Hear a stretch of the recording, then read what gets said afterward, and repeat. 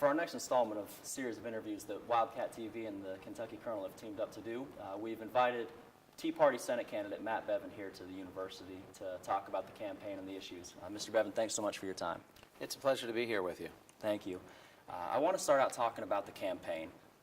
This has been a really interesting campaign to, I guess, to an unaffiliated voter, to somebody who's not politically affiliated at all, because obviously Mitch McConnell's the center of the campaign. If Republicans take the Senate, he's trying to be. Yeah, that's true. So it's been really interesting because if we listen to your narrative, Mitch McConnell is almost a political identical to Allison Lundergan Grimes. But if we listen to her narrative, he's almost a political identical to you. Which narrative should voters be looking at?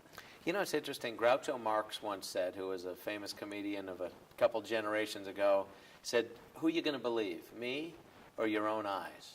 And I'll tell you, I would ask your viewers, believe your own eyes. Believe your own eyes. I mean, you'll hear a lot of things from any number of focal points in this campaign.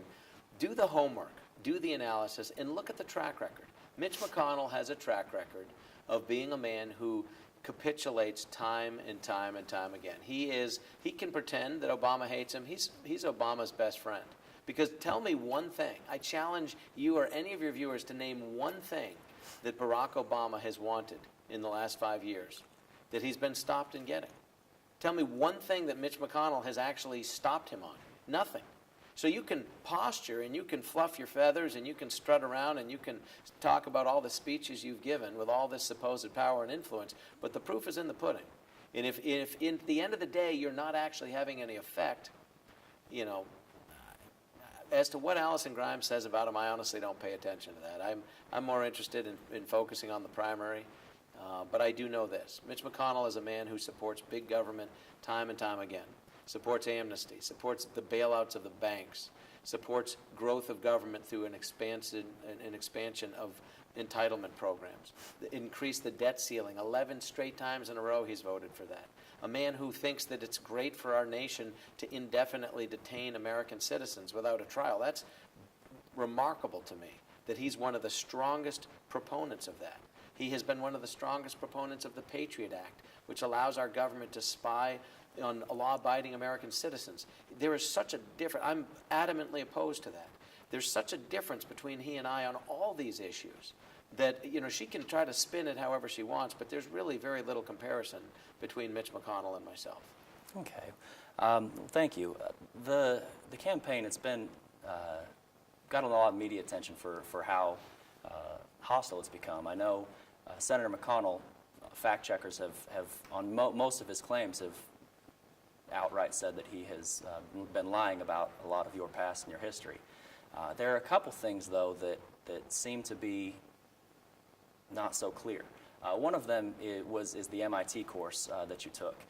Now, I know that you never went to MIT. Correct. But to some voters, it might look like an admission of guilt to change your LinkedIn profile page. Can you clarify that for us? I actually didn't change anything other than a clarification of the name of the program, which and actually that's not even it was where this thing took place. It took place on the Endicott campus, and that was done. I wasn't even a candidate then. It was done long ago when somebody pointed out that there was some confusion about this program. But it has always said, if people go to LinkedIn, they can see exactly what it has always said, is this is an executive education program. For people familiar with LinkedIn, there's a place where you put whether you actually attended the school or what degree, if any degree, you got. Those have always been blank. Always have been blank.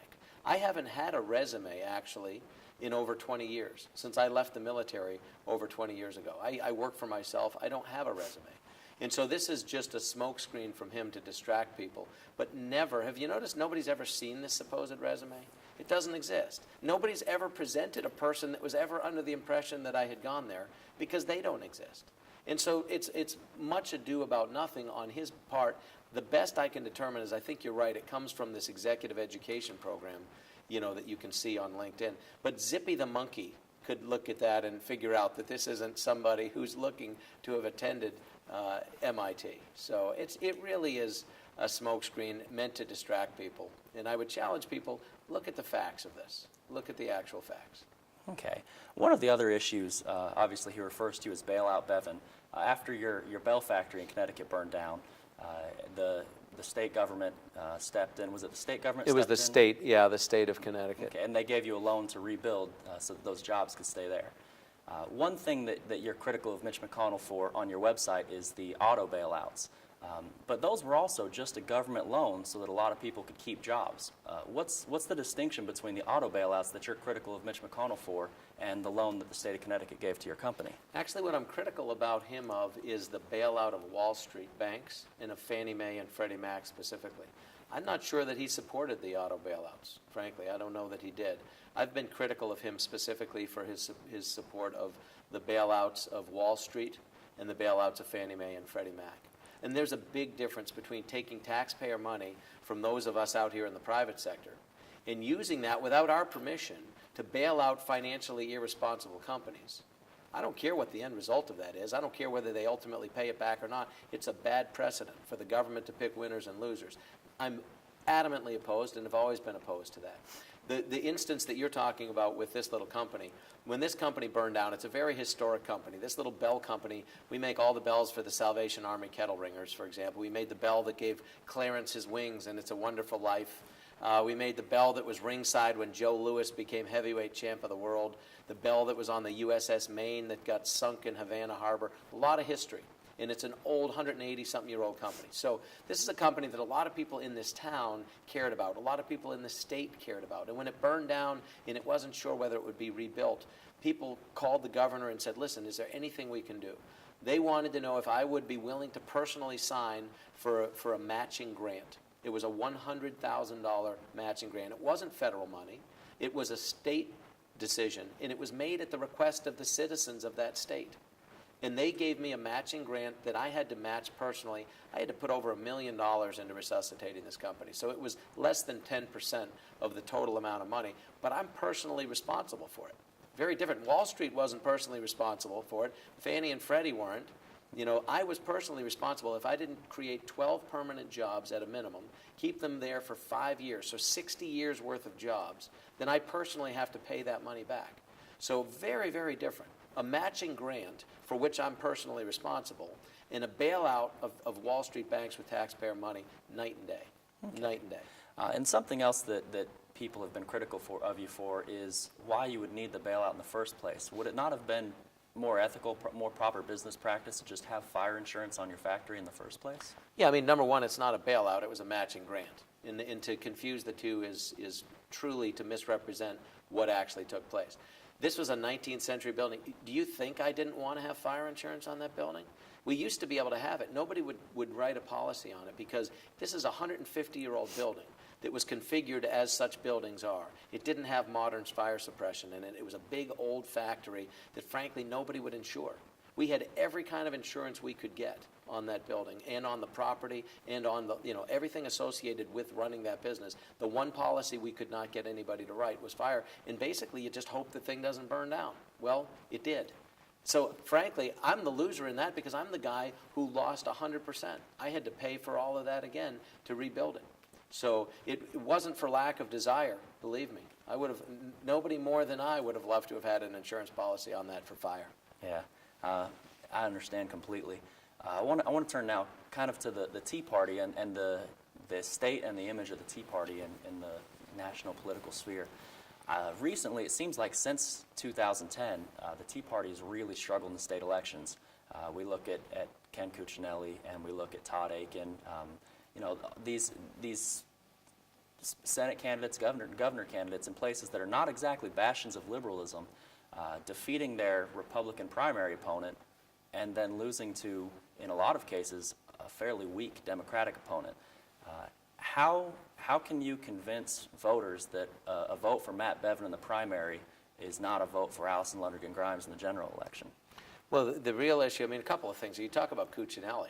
The Republican Party not only didn't back him, even though he was the Republican candidate, they actually recruited an Obama supporter to run as a independent, up the middle to divide the vote. So, frankly, the Republican Party talks out both sides of its mouth as it relates to some of those things, and it's the Republican Party's, issue that they have to resolve. We talk a lot about broadening the base, but what you need are candidates that can win. If we want, as Republicans, to win this seat, or as conservatives, because frankly, here's the thing, there's 1.1 million registered Republicans in Kentucky. There's 1.6 million registered Democrats, and there's 200,000 independents. You cannot win as a Republican statewide if you don't have independents and Democrats voting for you. You just can't. So you need to be able to have a broad section. In states like Indiana and others, it's presumptuous to assume that just because Lugar lost in the primary, he would have won in the general. Just because he was already, how is it that you can assume that you're going to win statewide with people from the other party voting for you if you can't even win a majority of the people in your own party? I think what you had were weak candidates across the spectrum, and the better candidate in terms of their ability to get their message out won. Not necessarily the most qualified, not necessarily the most appropriate. The nature of every race is who is best able to execute and encourage people to come out to vote, incite a sense of enthusiasm and passion. This is Mitch McConnell's greatest danger. He's going to lose this race. Mitch McConnell is not going to be the next senator from Kentucky. He's either going to lose in this primary or he's going to lose in the general election. So this idea that people, well, we don't want to lose the seat, well, then they better pay very close attention to this primary. Because the fact that he's neck and neck with Allison Grimes, and she's as unqualified as she is, with all due respect to her, she doesn't have the qualifications to be a senator. She doesn't have the life experience, she doesn't have the knowledge of issues, she doesn't have the vision. In the fact that she is beating him or tied with him in every single one of the last dozen polls that have been done, that should give him great concern. Every one of those same polls shows that I am doing as well or better than he is against her head to head. So in reality, if people truly want to keep this seat, if we truly don't want to divide it, they need to support my candidacy. It's as simple as that. The facts are what they are. That's my 2 cents worth, but frankly, it's borne out by all of the polls as well. Okay, and the Tea Party, they took a big beating during the government shutdown and the debt limit showdown of just a few months ago. I know here at UK we had almost $500 million of government funding at stake that helps pay for students like us to attend the university. Just a few poll numbers from the time of the government shutdown. President Obama had a 46% approval rating. Obamacare had a 45% approval rating. The Republican Party and the Tea Party were barely at double digits. How is it the voice of the people, the people's will, with those numbers to shut the government down and to risk the default on our nation's debt? Well, again, the beautiful thing about a democratically elected government is that the majority has the ability to have their voice heard through the electoral process, through their representatives. And the numbers you just mentioned, with 45 and 46% of support for these things, they're in the minority. So the will of the people was to actually have, in this particular instance, you're talking about last September and the continuing resolution, was to have a delay in the form of not funding Obamacare. And the press and everybody would have you, think that that was not what the American people wanted. Well, if it wasn't what the American people wanted, then why is it that Mitch McConnell not only supported this, and gave President Obama what he wanted, but why is it now that President Obama has given people exactly what people were holding out for? He's now delayed, and he has now punted on requiring these mandates to take effect for a couple of years. And why is it? Because the American people don't want it, because it's sticking it to them. And I'll tell you what, talk to your friends, and maybe you're in the same boat. This isn't the Affordable Care Act. It's quite the opposite. It is the highly unaffordable Care Act, and it's becoming painful for people, and the tip of the iceberg is all we see at this point.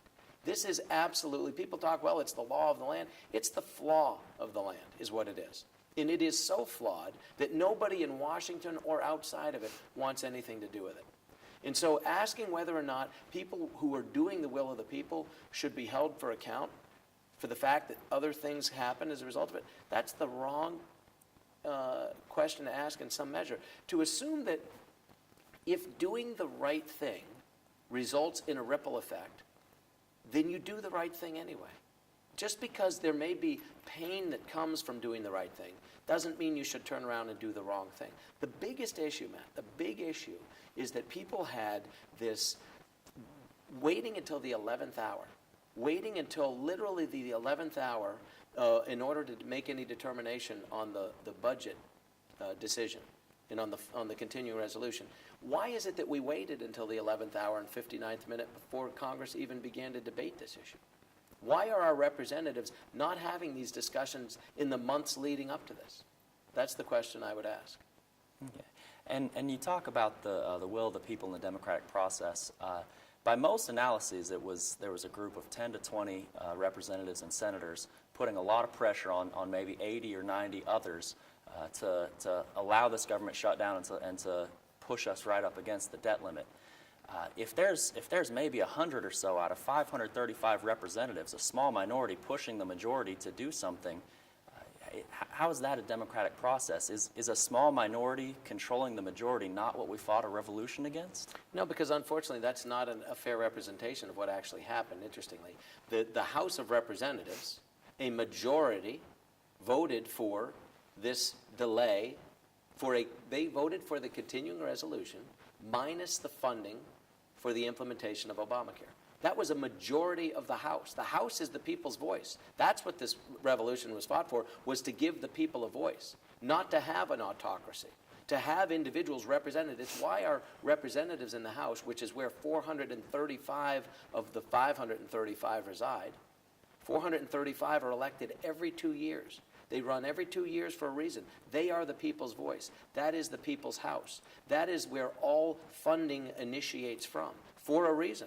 It's why they run every 2 years. A majority of that body voted for this continuing resolution minus the funding for Obamacare. It was hardly the tail wagging the dog. It was the dog wagging the tail.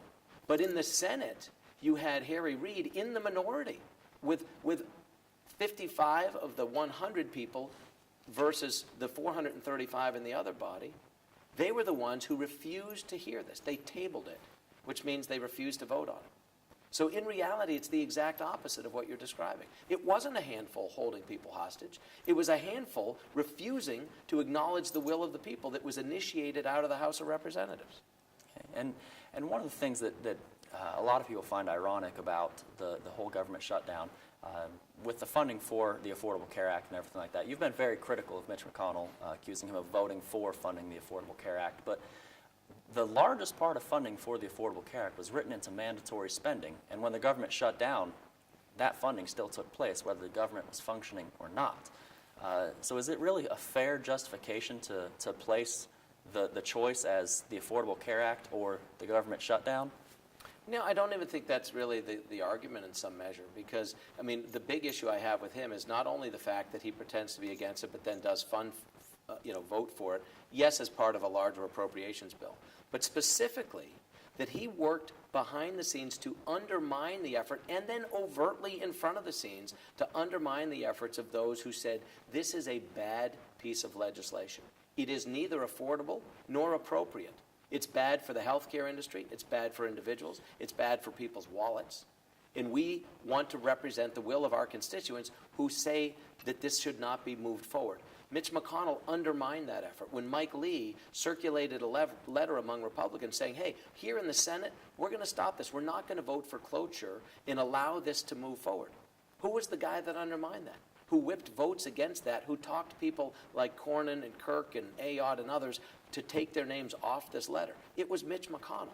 So we have him largely to thank for the fact that this thing did move forward with support from him and others that he convinced, and that the American people are now saddled with something that he had procedurally the ability to force the discussion to stay in the Senate. By not voting for cloture, he would have kept the debate in the U.S. Senate. That's where it should have been. The House had done their job. The House did their work. They sent this bill forward that represented what the people wanted.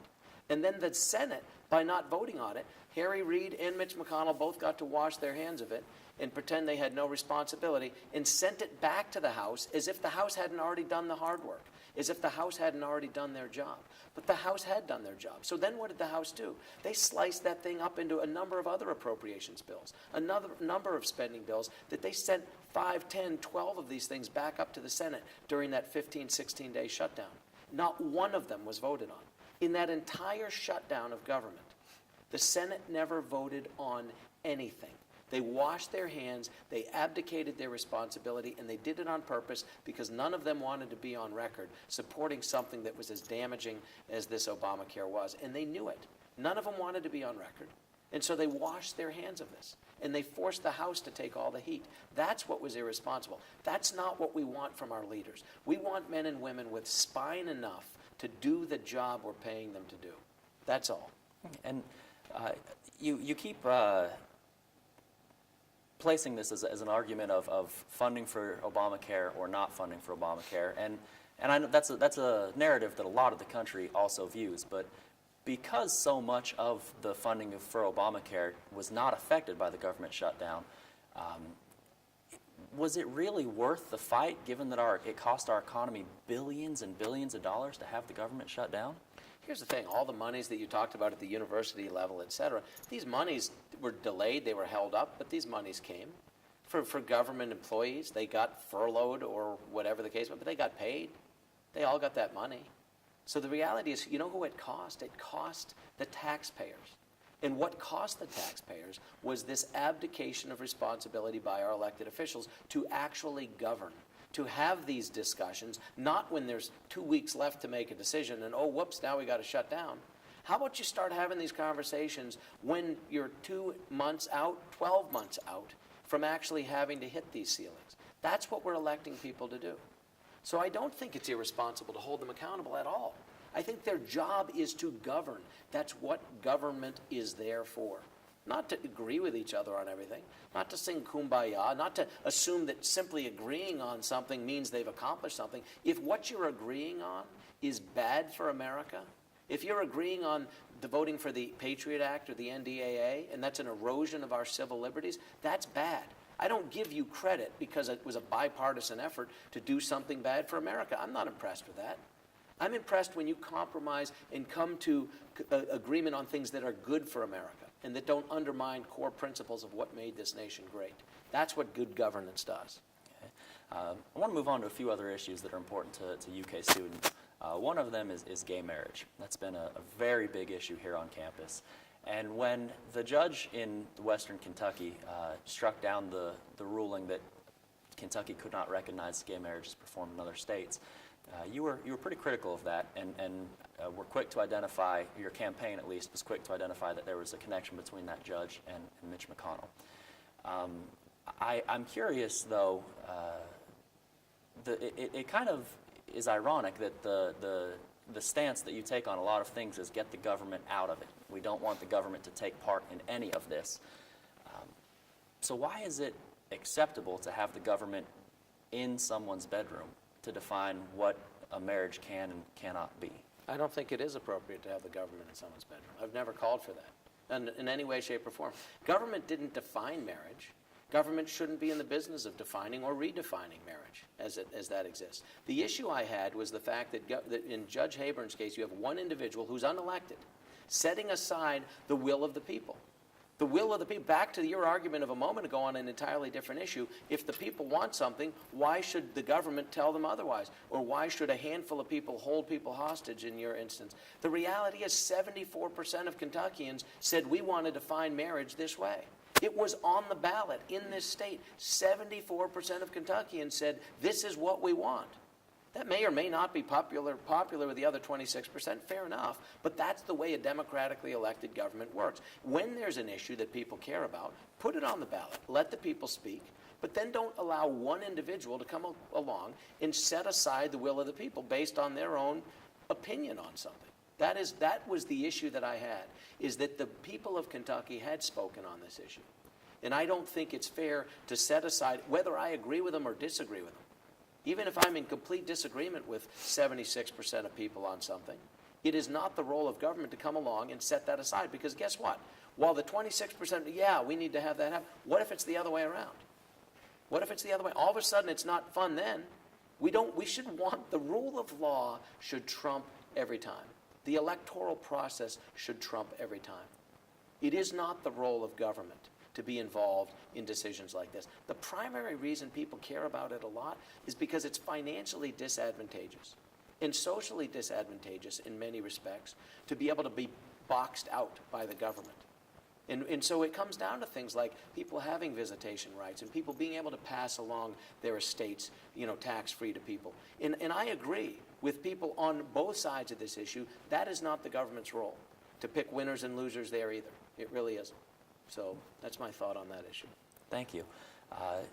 Economically, the unemployment rate for people our age, people just graduating college, is about double the national average. And there's a lot of people. I mean, every student here has an entire group of friends who either can't find a job or is finding a low-paying job entirely outside of their education and their training. At the meantime, corporate profits are an all-time high. Now, you are a CEO. You mentioned that you spent $1 million to rebuild the Bell factory.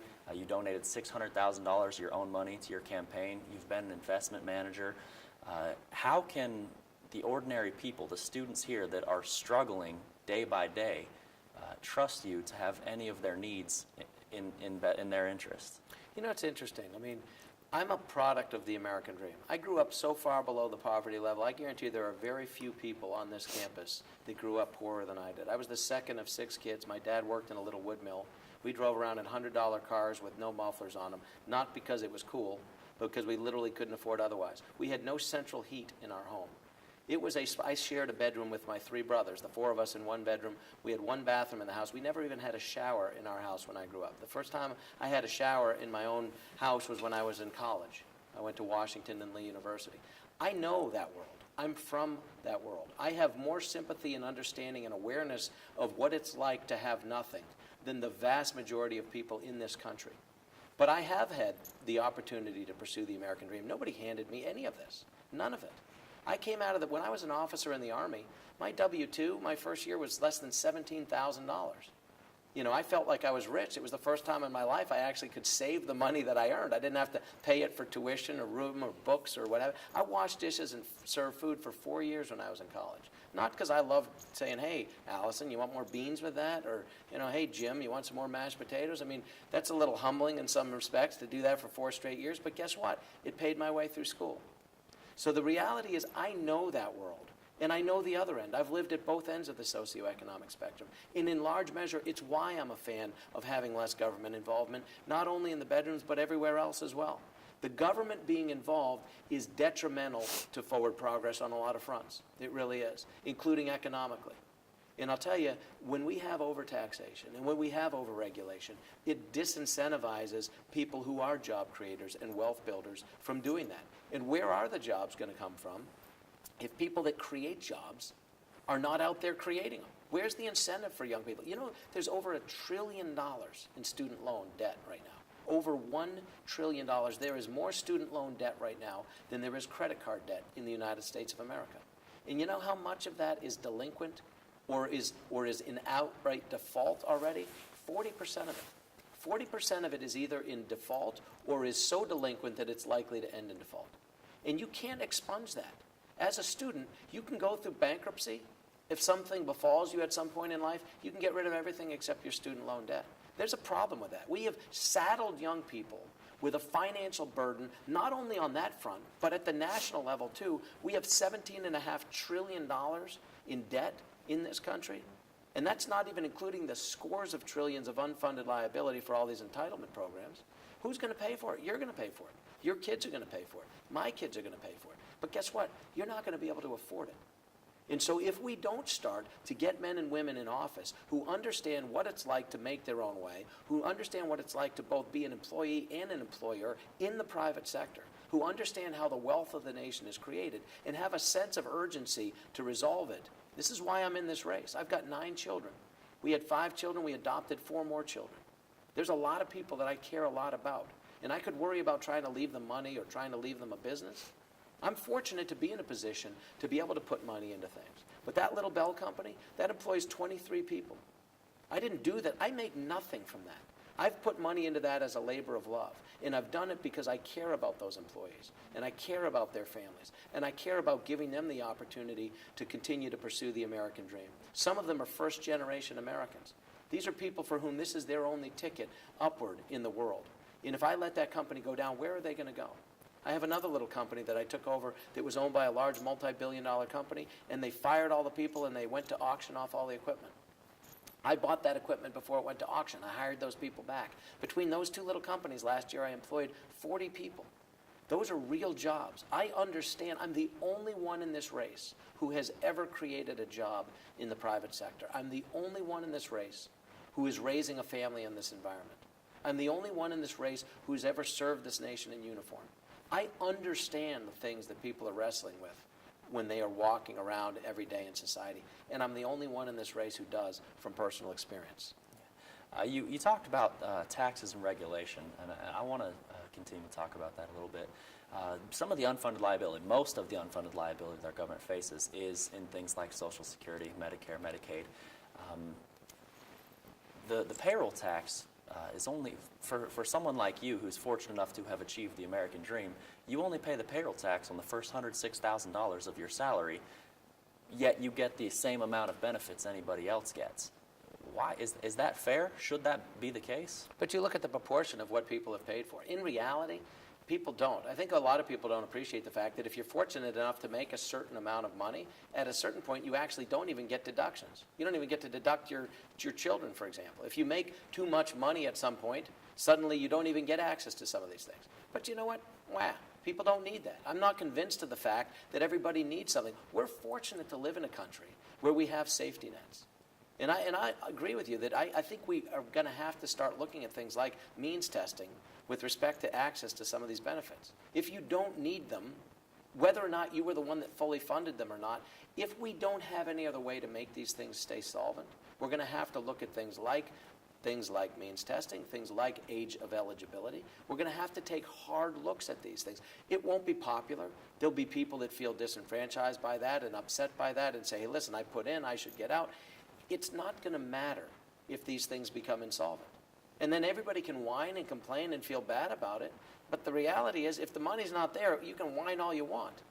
You know, it won't make a lick of difference. So I think we do need to have some hard looks at these issues and ensure that we're doing something that will allow them to be there for people into the future, because we need these programs to stay in place. Yeah. One thing that I know a lot of younger people would like to have a hard look taken at is non-defense discretionary spending.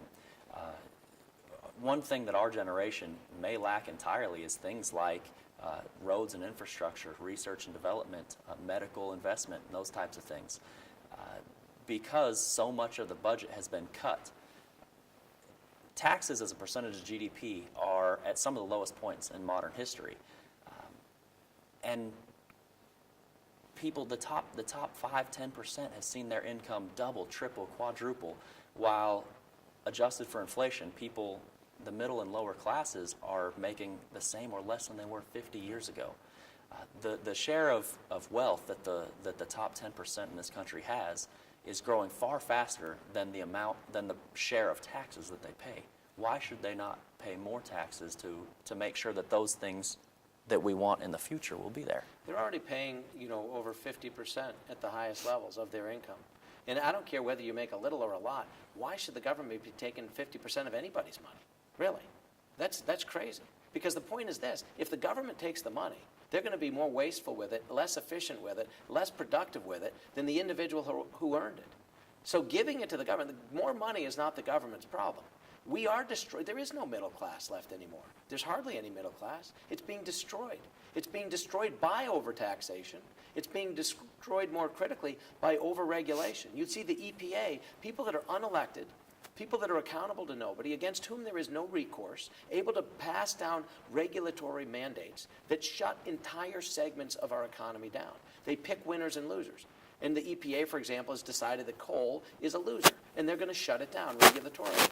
Well, guess what? There's a cost and effect to that. You may scrub 2 more parts per billion of whatever out of a smokestack in eastern Kentucky, but the result of that may be negligible with respect to the positive impact for an individual. But what is guaranteed is that you're going to cost people hundreds and thousands of jobs, and that's going to affect tens of thousands of family members and community people. I was in Ashland recently talking to businesses. Every single one I talked to, their business was off about 30% from where it was a year ago. You can't be down 30% on 30% and stay in existence. You can't. If we suffocate the wealth creators, the job creators, and the private sector through overreach on the part of government, we will destroy this nation. It's why I'm in this race. More than any other thing, the number one debt we have, the number one threat we have is our debt. The number one threat we have in this nation is the debt that we're saddling your generation with. How are you going to be able to pay it off? You can't borrow your way out of debt. You can't print your way out of debt. That's what we're trying to do. And it's unconscionable, in my opinion.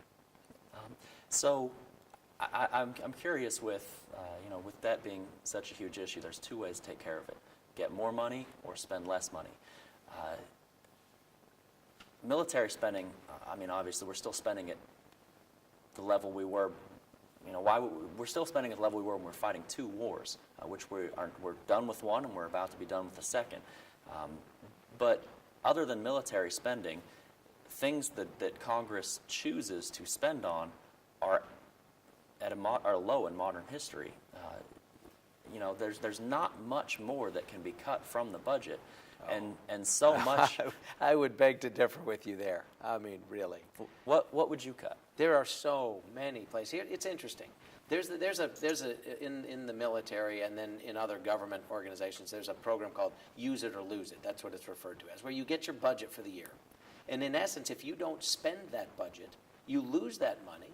You get no credit for that. And in fact, the next year, your budget is cut, probably to, at the high end, whatever it was you spent in that year. So let's just say you have a $5 million budget. And I experienced this as a military officer. If you have, say, a $5 million budget, and it only costs you $4.6 million that year to do what you need to do, instead of being encouraged to save that $400,000, instead, the next year, your ceiling may be 4.6 or maybe even less. But maybe the next year you need 4.8. But you end up being punished because you were fiscally appropriate and conservative the year before. Nobody wants to be punished. And so everybody rushes to try to spend this money. You know how much of this federal budget gets spent in the last week of the fiscal year? 9%. Now bear in mind, if you did it proportionally, it would be about 2%, 52 weeks, 100%, about 2%, slightly less. But bear in mind, it's not like this sneaks up on people. This has existed for decades. People know they've got to spend it all by the end of the year, and yet with a week to go, they still have only spent 91% of the money that they've been allocated. So they're rushing around like crazy people, buying typewriter ribbons and ink cartridges that are going to dry up in warehouses and parts for machines that have become obsolete, but they're just buying stuff to make sure they spend the budget. There is unbelievable amounts of money that could be saved at the federal level. And we would have more than enough money to pay for the bridges and the road projects and the research and development and all the things that we've always spent money on and all the things that make this the greatest nation on earth. But we've got to start holding these departments individually and collectively accountable for not being wasteful with our money. That's what we need to do at every level. So with that, even still, the spending on those types of things has been cut so much, and taxes are, as a percentage of the GDP, lower than they've been in my lifetime and probably in your lifetime as well.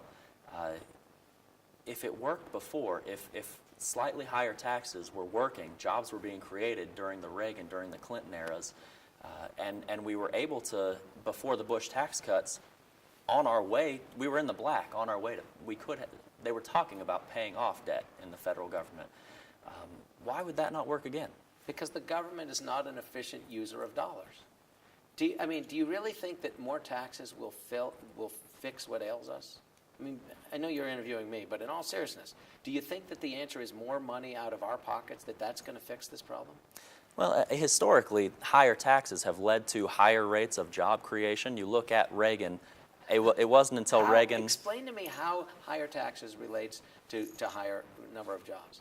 It's just a historical correlation. The Congressional Budget Office has even released a report on that higher tax rates have showed historically to follow rates of higher job creation. There's a lag in effect there. And so it isn't easy it's not a linear kind of A equals B, and B equals C, therefore A equals C. It isn't that simple.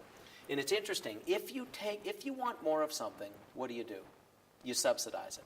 If you want less of something, what do? You tax it. That's reality. That works on every front. You want less of something, you tax it. And you will get less of it. You want less job creation, tax the people that create jobs.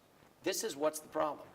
It isn't the absolute number. You think that the only tax we pay is the absolute tax rate on income tax rates?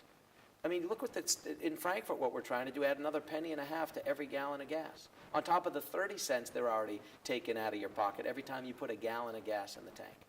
I mean, there is taxes everywhere, and the government is not a good spender of our money. I challenge you to name one thing, anything, that the federal government does where there is a private sector alternative that the federal government does better. There's nothing. Transportation? Nope. Delivery of packages? Nope. I mean, anything. There's nothing that the federal government does with our tax dollars more efficiently or more effectively with a better end result than can be done by people in the private sector. It's why I'm a believer, back to our point of a moment ago, getting the government as much out of our lives as possible. To have the government there for the things it needs to be there. There is a role. The sovereignty of this nation, the defending of this nation, the defending of our Constitution against all enemies, foreign and domestic, the infrastructure, the roadways, the interstate commerce. These are responsibilities of the federal government. But the 10th Amendment makes very clear that other than those handful of things that are allocated to the responsibility at the federal level, and those that are clearly spelled out to the states, that all other decisions and all other responsibilities fall back on the states and the people. That's very clear. We've gotten away from that. And you look at the Department of this, that, and the other thing. You look at the Department of Education, Head Start. I mean, who wouldn't want their children to get a head start? Who wouldn't want little Johnny and little Susie to get a leg up on everybody else? Of course we would, in theory. But we've had that program in place for decades. We have spent over $170 billion on Head Start. And every single study that has been done, including by the federal government itself, in an effort to justify the existence of this program, every single one of them have come to the exact same conclusion, which is there is no measurable difference, zero measurable difference, zero, on any child who's been through Head Start versus a child who is not beyond the 3rd grade. In 1st and 2nd grade, the kids who went through it, slight advantage. 3rd grade and beyond, zero difference. Why are we then pumping billions more as part of this latest Ryan Murray budget deal, this latest $1.1 trillion budget that was just passed? Billions and billions more money to expand Head Start, to now expand it down to include 4-year-olds. If it doesn't work, you talk about waste, you talk about ways we can save money. Why funnel money down a hole that we know is having no effect? If we're sending our kids into the workforce at the age of 9, then I say give them some Head Start. But if we're not going to be putting them out there in the workforce at the age of 9, why in the heck are we spending hundreds of billions of dollars on something that does not deliver any end result? These are the questions we need to be asking ourselves. The government does not create jobs. Government does not create wealth. Government absorbs wealth, and it redistributes wealth, it reallocates wealth, and it wastes wealth. You talk about programs like Medicaid. People really have need. There are people, some who I know, some who I'm sure you know, who are in dire need of help from their government and their fellow citizens. And let's just take, a single parent who's got 3, 4 kids and no other form of support. What are they going to do? Be out on the street? They need help. But look at somebody like that who may receive Medicaid dollars, and should. We're fortunate in a nation like ours that we can afford to help the least among us. We're fortunate for that. You take $1 and you put it in the funnel up in Washington, D.C., you know how much of that dollar gets to the end recipient, the person who needs it? 27 cents. The other 73 cents gets wasted by bureaucracies and bureaucrats and a bunch of government employees who make big 6-figure salaries and get big bonuses. That is not the solution at all. Government, more taxes going to Washington is not going to help guys like you get a job when you're out of school. It's not going to happen. One of the big drains on debt that you talked about is the reallocation of funds, things like welfare, Social Security, Medicaid, and that. One of the really big issues with that is the minimum wage. Studies have been done at companies like Walmart and McDonald's that show that an average employee there can take as much as $6,000 a year or more in welfare and in public aid. Why is raising the minimum wage not a help for that? What would be if $10.10, for example, is better for the economy? To help people all live better lives, and it's more productive because it will allow people to spend more money and it will allow the economy to be buoyed accordingly, which is really the argument for doing so. And that's the argument people make, is that they'll have more money, they'll spend more money, everybody will benefit, that money will circulate out, all the boats will rise with the tide. Why not make it 20? Why not $50 an hour? Think how much better that would be. How about $100 an hour? How about $100? Why would $100 an hour minimum wage be a bad idea, do you think? because it's unsustainable. It's untenable because it's not a function of supply and demand or a free market economy. It's not a function of the ability to afford that using profits. I challenge you, and I challenge every one of your listeners and viewers who will watch this program. If you're a student, walk into any shop in this town. Walk and talk to any small business owner. Forget the Walmarts of the world. Talk to the people that are making your sandwich at lunchtime. Talk to the people that are selling you gear, in preparation for the big game. Talk to any small business owner in this town and ask them what it will do to their business if the minimum wage is jumped by 50% to $10.10 an hour. It will destroy them. And if it will destroy them, then guess what? There'll be even fewer jobs to be had. It's great to imagine that everybody has a job for $10.10 an hour. But guess what? That's only good if you can get the job. It'll help the person who has that job. It will hurt those next two people in line for whom the job will never be created. And you think it won't have an effect? Right now you walk into a McDonald's where somebody makes $7.25 an hour, or what I think is $7.35.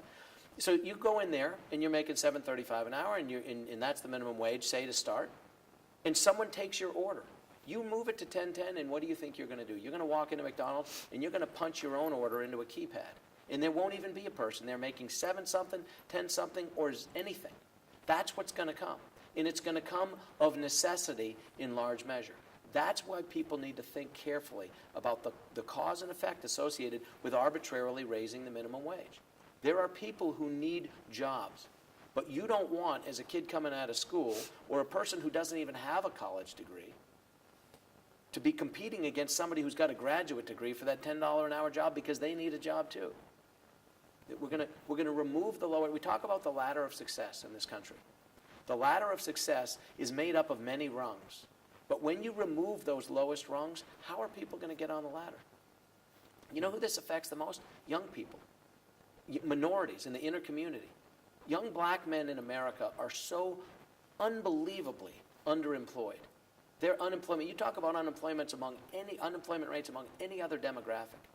How is this going to help that demographic? How is it going to help young people in general? Where are they going to get these jobs in order to give them the ability to prove they can show up to work, to make a living, to get some experience, and to make their way up the ladder? Where are these kids coming out of school going to get on if we don't give them this opportunity?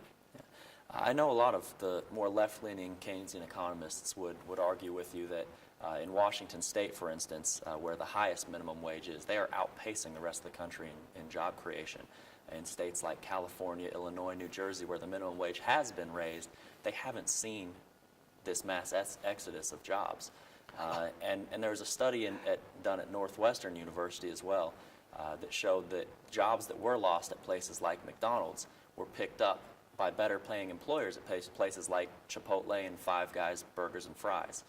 What would you respond to people that would challenge you that way? Number one, it's an absolute false premise that California is not losing jobs. They're hemorrhaging jobs. And who's been the biggest job creator? The state of Texas has actually created, there have been more jobs created in Texas, I think, than in the entire rest of the country combined in the last several years, in terms of net new jobs. Yeah, there may be new jobs being created, but look at the outflow. Look at the net number. You can take the thing about statistics, you can twist them any way you want. These policies have proven to be bad. You mentioned Washington. You talk about people who have need. I mean, SNAP benefits and food stamps, et cetera. I mean, I have 9 children. My wife and I married, 9 children. I could live in Washington State. I could make $103,000 a year and still get food stamps. Is there a problem with that? I would say yes. Does someone making, I don't care how many kids you have, if you're making $100 and something thousand a year, do you really need your neighbors to pay for your food? We have got to get our fiscal house in order. It's unsustainable. Here's the reality. All this sounds fair. It sounds good. And who wouldn't like the idea of spreading it around? But the reality is it's a fool's game if the end result of doing that robs the wealth production necessary to keep it going. It's a false promise. You can promise somebody $10.10 or $20.10 or $110 an hour. But the point is if you can't deliver on it in the end, all you've done is mislead people, giving them false hope. That's a bad idea. I want to move on now to some of the explicit roles that the Senate functions. If you were to be elected as a senator, one of those is approving treaties. The talks that are going on with Iran about the nuclear deal, you've been very critical of those and the deal that's been struck thus far. what would you say to people who would argue that if we don't ever talk to them, nothing would ever change? And if the common people in a place anywhere in the Middle East, Iran just happens to be the issue at stake now, if they see that the United States refuses to talk, refuses to help, would it not radicalize them and turn them into the extremists that we're trying to avoid altogether? No, I mean, we should talk, and we have been. People who think there hasn't been discussion between us and Iran are not paying attention. There has been a lot at the diplomatic and financial and other levels. No question about it, and it should continue to be the case. But you also have to trust but verify. It's an old saying, and it's very true. You need to trust but verify. I don't trust the Iranian government farther than I could throw it. That's the reality of it. Not the people. The people of Iran are an incredibly industrious, largely upwardly seeking people. They're people who are, in large measure, westernized in their thinking from the perspective of wanting to protect themselves and their families and opportunities for themselves. They're being largely constrained by a handful. You talk about a handful riding herd on the many. The people of Iran have been largely subjugated to the handful of a few ideologues at the top of their government. And I don't trust that handful at the top. I don't. And I look at their track record. They do not tell the truth. They will look you in your face. They will lie to you. And they will turn around and do the exact opposite of what they said they were going to do. Why should we be giving concessions? What my critique has been is the fact that we are giving benefit to them for the promise that if we loosen economic sanctions on them today and give them what they want, that down the road, this time really they'll mean it and they'll do the right thing with respect to cutting down. But guess what? We don't get to decide what gets inspected. Not just we, but outside agencies don't get to go in and decide what to. Iran gets to decide what we inspect. We basically have to trust them that they're doing the right thing. There's no precedent for trusting them to do the right thing. That's my beef. Don't just because someone says they're going to do the right thing, we can't be that naive. We can't afford to be at all. But we should absolutely. I've been in 40-some countries around the world. I've seen a lot of this world, and I've been fortunate for that. I've lived in some of these countries, taught in some of these countries. I've been around the world and seen a lot of different perspectives, economically, politically, and otherwise. Everywhere is not as it is here. That's sometimes good, and that's very often not good. So I would just say we need to trust but verify. And another issue that's really big, obviously, is Crimea and the Russian annexation of the peninsula. The Senate has been quick on issuing sanctions with that, but a lot of the Republicans have been really critical of President Obama for the actions he's taken. There hasn't been a lot of press on your stance on that. What would you like to have seen done in that case? I mean, I've called it right from the very beginning. I have called for several different things, including using I think we have no business, first of all, in being militarily involved there.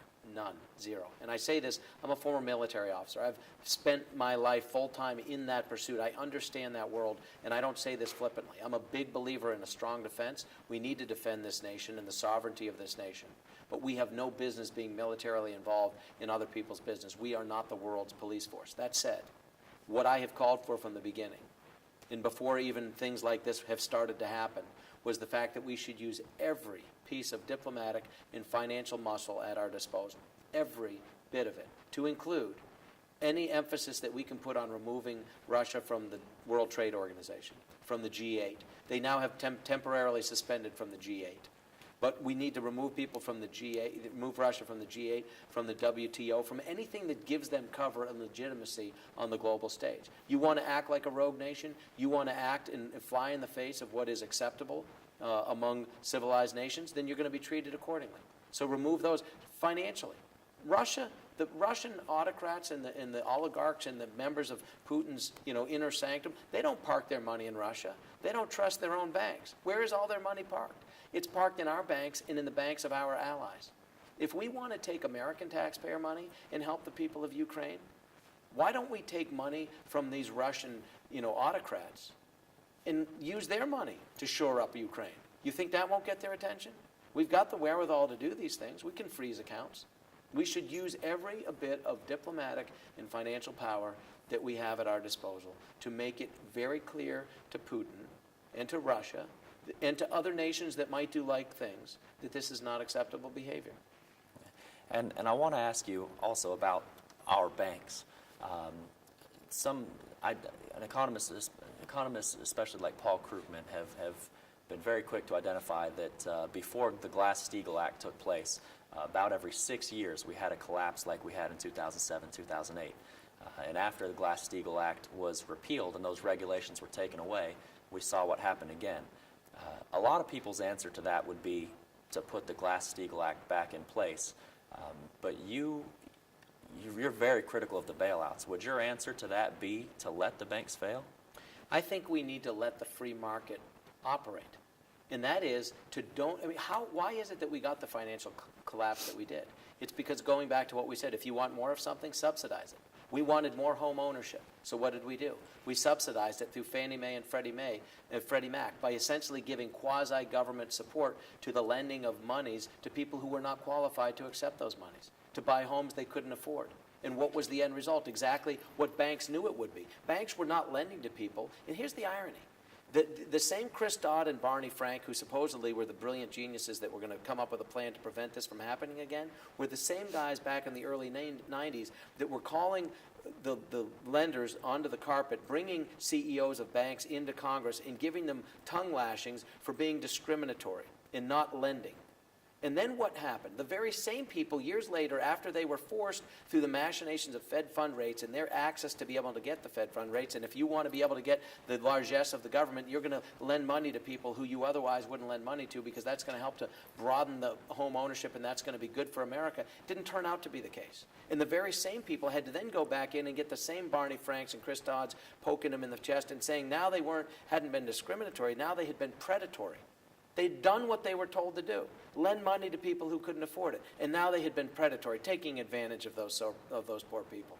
Why is the government interjecting its business into who does or doesn't qualify for loans? These are bad ideas. Let the free market take a hold. And if somebody in the private sector, in the banking sector, wants to make bad decisions, let them suffer the consequences. Let them become insolvent. We had things like the FDIC insurance. It has historically been $100,000. That's good.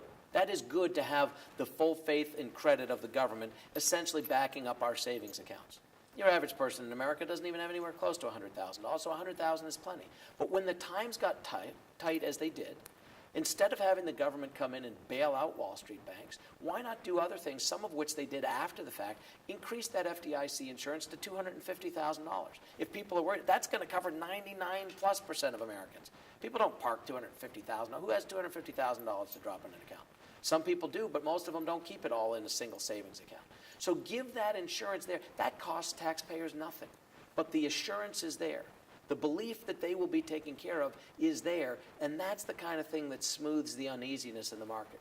Not taking our money, taxpayer money, and bailing out these Wall Street banks that had been irresponsible. And guess what? They had been that way initially because they were coerced into being, and essentially in large measure because they got greedy.